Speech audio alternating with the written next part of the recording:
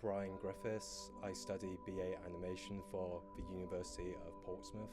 It was like when I was about 12, I would say. I was starting to be interested in animation. There was this one film I really liked called Wreck-It Ralph, and when I saw that, I saw it like about 8 times in like one day, and I was just so infatuated with the story and all of it. I was in love, basically, and that's how it started pretty much. Honestly, I find it quite disheartening just seeing the AI just taking over everything that I loved. Art is my entire life, I base it around, and for AI, I have to worry that in the future I might not have a job, I might have to switch courses to just fucking live just because of AI.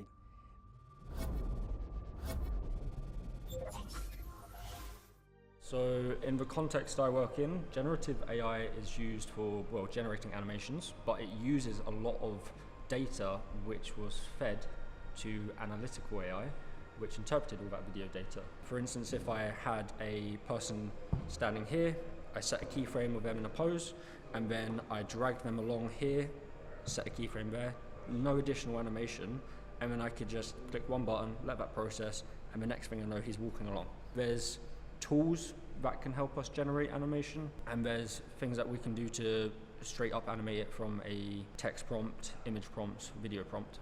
My first thought was, that's going to be the end of every creative industry. I didn't think it would happen so soon. There are people that have modelled for themselves a creative life, and they're being told, you don't need to be creative anymore.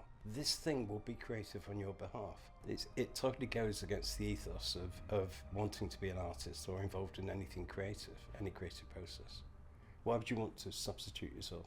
I kind of believe that artists have all sorts of toolboxes, and I've seen a lot of bad AI art, a tremendous amount of bad AI art, which for me proves that it's a useful tool, because if people can make bad art with the tool, it means that it's not doing the job of an artist. At the moment, the specific thing I'm using it for at the moment is to generate stock footage that would cost me a fortune if I bought it off a stock footage company. So I managed to use AI to make photoreal stock footage of a specific mountain range looking how I wanted, and then we used Unreal to make the eye blink and all the visual effects of like lenses and other distortions happen. And I think that's where I think AI can be really useful. I wish it wasn't in the hands of the worst possible people on the planet. If I was still working for Walt Disney and they said, because they're using AI and it's pretty revolting, I would only have the choice of leaving the job or putting up with it. No one has the power to reject it. We could control it if politicians had the willpower and the courage to do it, but they don't appear to have the courage to do it. So if you're going to be creative, you've got to figure out how you're going to target your creativity in a way that AI is not going to trip you up on. Because humans are, by their very nature, creative. We like making things. Like, but AI isn't the problem. In the same way, like a knife or fire isn't an issue. It's the person who's using it, whether they choose to cook their meal with it, or stab someone, or burn a house down. How do you put the power in the artists? I think the copyright laws are outdated and they need to change, but no one really knows how to do that because it's such a confusing time. You were 20, 19 today, trying to get into the animation industry. Yep. How would that? I wouldn't try and get into the animation industry. If I was 19, 18, 17 now, I'd be thinking about an alternative to animation, because I don't think it's going to be around in a significant way that's going to offer employment opportunities for many people.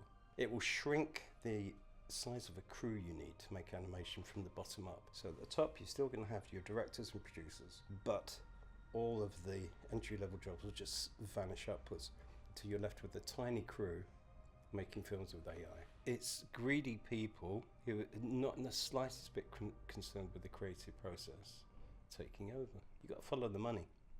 Who is it going to make wealthy? And there's a lot of greedy people in the world. I have before had art friends, you could say, that support AI. It's like, why you're using this to supposedly help with your work, yet it's just ruining everything, ruining what you love, and it's just, I find it quite depressing.